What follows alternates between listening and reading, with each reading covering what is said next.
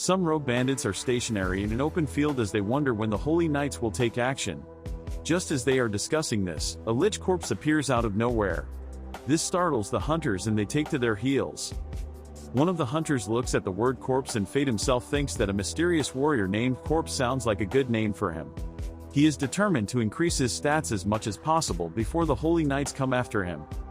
As Fate is cutting grass in the house garden, Lady Roxy approaches him. She informs him that she has a secret mission for him, and this makes Fate wonder if it's another investigation and inquires about it. Lady Roxy tells him that he will figure this out soon enough. Heading towards the city, they come across some fields and according to Lady Roxy, these fields belong to the Hart family. Seeing all the vegetables, Fate questions if they are going to harvest grapes, to which she replies by asking if he remembers the grapes from the market. She further tells him that she wants him to witness all this closely. Upon reaching the farm, Roxy's mother greets them. Roxy tells her that she didn't need to come out and greet them and suggests she not overexert herself. Roxy's mother inquires about the guy behind her, and she explains that he's her newly hired servant and that she brought him here for introduction. Fate introduces himself and bows in front of Roxy's mother, who introduces herself as Aisha Hart. She seems pleasant to Fate. Aisha Hart calls Fate closer to her and asks if he likes her daughter.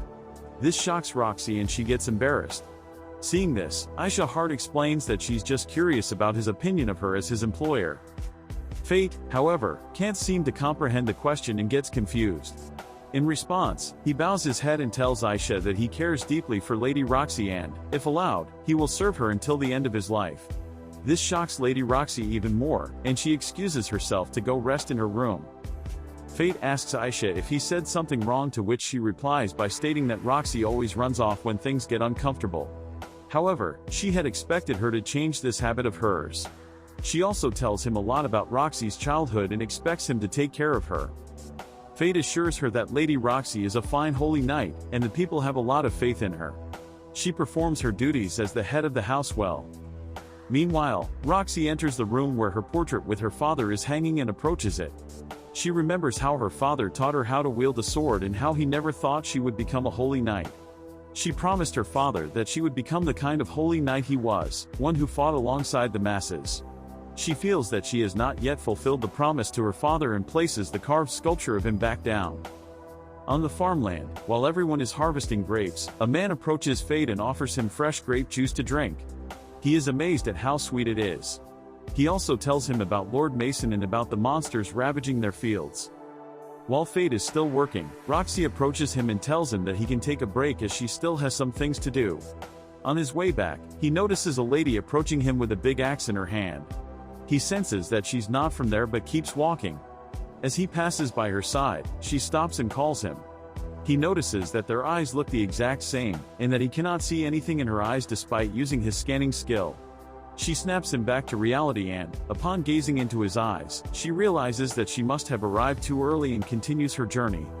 Fate calls her back and questions her about all this, to which she replies by stating that she came after the kobolds but he can have them. She further tells him that he owes her one and that they will meet again. After she leaves, Fate asks Greed if he knows who she was, but Greed replies negatively. Greed reminds him that he usually picks up on things without asking, but he's being quiet that day. Greed advises him to drop his attitude and tells him that even someone as great as him doesn't know everything. At that point, Roxy approaches him with 2 buckets and tells him to take half of it. She mentions that the lady who confronted him is a Gallian, if she's not mistaken. She further informs him regarding the Gallian history and how they used to be superpowers.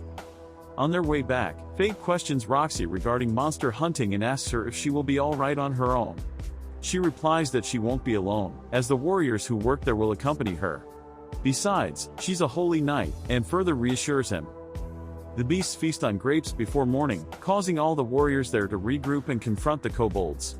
They hide themselves beside a bush while the kobolds enjoy themselves on the river rocks. Suddenly, there is a rustle in the bush near the river, and a massive kobold appears out of nowhere. Fate's gluttony skill makes his mouth water at the sight of it, and Greed urges him to go on as he's nearly starving. However, he doesn't want Lady Roxy to see him like that. Before it gets to that extent, he scans the beast and discovers that it's a crowned monster, a powerful monster born from accumulated aggression over a long time, unlike the usual monsters. The group retreats to their garden, and one of them inquires Roxy regarding their strategy since they stand no chance against such a beast. She reassures them to not worry and declares her intent to slay it, dedicating all her powers to them as a holy knight. Fate knows she can't do it alone, but he also doesn't stand a chance against it at his current power level. However, he can't leave the people in danger and ignore what's happening in Heart's Land, especially when Roxy's life is in danger.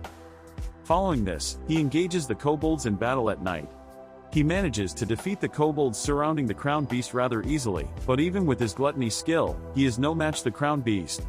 He shoots another gluttony arrow at it which pierces through one kobold soldier and approaches the beast. However, this sneaky approach proves futile as the beast grabs the arrow rather easily. Greed tells Fate that they need to get in close and carve it up. Fate jumps up to attack it, but the beast emits a loud noise with a ruinous strike from its brawl skill. This art can penetrate armor, shatter bone, and even pulverize organs. Fate is thrown back by the powerful attack and lands heavily in the water. Greed urges him to get up, but he doesn't even move a finger.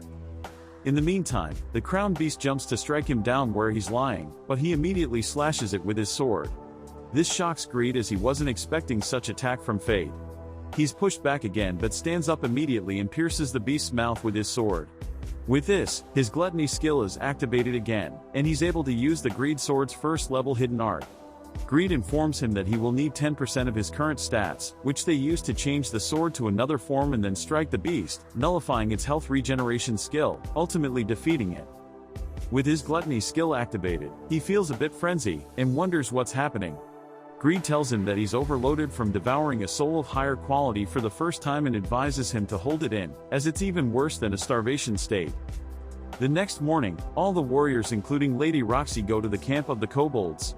Seeing all the havoc, she wonders if their injuries are caused by magic arrows. Fate is also with her and pretends as if he's not the one who did all this.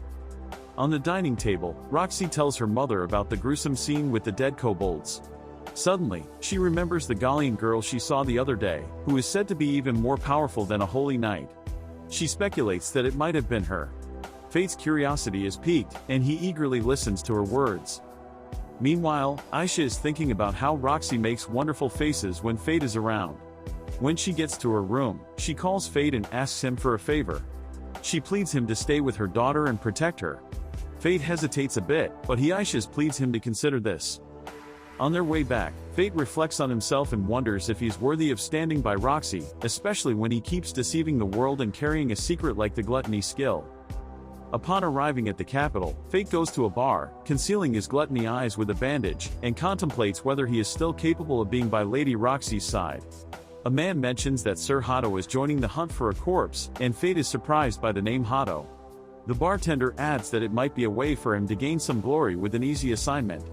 The man retorts that they should send him to Gallia, where he can be monster food, but the bartender responds that people like Hato always stick to the safest places, leaving someone else to embark on the Gallia expedition. Fate is taken aback by the mention of the Gallia expedition and questions why it's happening so soon after Sir Mason's death. The man informs him that it will all settle soon and hopes that the worst-case scenario won't come true. Fate approaches Roxy as she is paying respect to her late lord and asks her not to go to Gallia.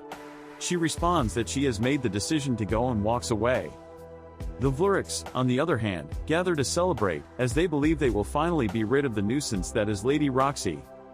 Fate realizes that he can't overturn official orders, and he can't stop Lady Roxy.